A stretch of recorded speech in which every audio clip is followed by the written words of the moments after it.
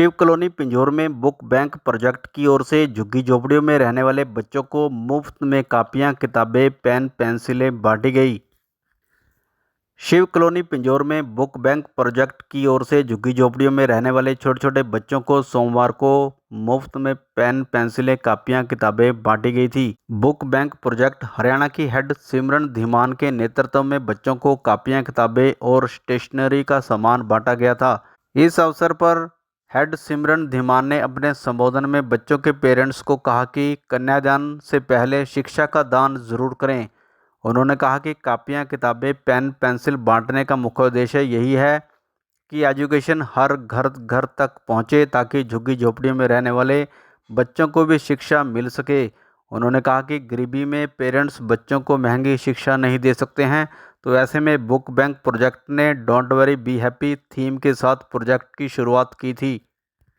उन्होंने कहा कि इस प्रोजेक्ट के फाउंडर मानसर, जो फिजिक्स के टीचर हैं, कानपुर से 2016 में इस प्रोजेक्ट की शुरुआत की गई थी, जिसमें शुरुआत में गरीब बच्चों को फ्री में कोचिंग देने का काम किया गया था।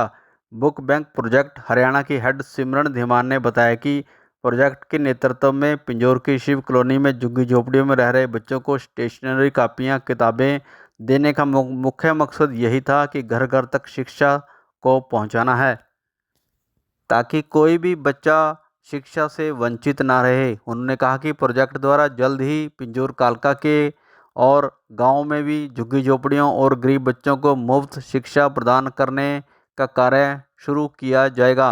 उन्होंने कहा कि इसकी शुरुआत प्रोजेक्ट की टीम के मिले सहयोग से पूरा करने का प्रयास किया जा रहा है।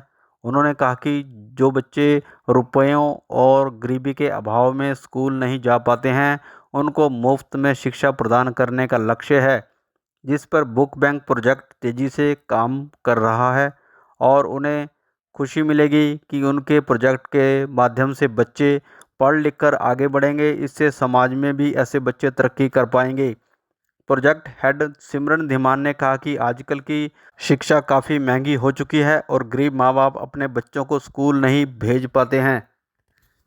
बुक बैंक प्रोजेक्ट ऐसे बच्चों की तलाश कर उन्हें मुफ्त शिक्षा की ओर आगे बढ़ाएगा, ताकि बच्चे पढ़ लिख कर अपने माता पिता के साथ साथ अपने क्षेत्र का नाम भी रोशन कर सकें। उन्होंने कहा कि शिक्षा के साथ साथ ही व्यक्ति खुद तो तरक्की करता ही है, साथ ही औरों को भी शिक्षा के प्रति मोटिवेट करता है, और यही उनके प्रोजेक्ट का मुख्य उद्देश्य है। और इसी कड़ी में यहाँ के बच्चों को शिक्षा के प्रति जागरूक करते हुए उन्हें कापियाँ, किताबें, पेन, पेंसिलें बांटी गई थी। जो संस्था में कुछ लोग जुड़े हुए हैं, उन्होंने हमारा सहयोग दिया है सर, इस बच्चों को इन तक पहुंचाने के लिए बुक्स, कॉपी, पेन, पेंसिल।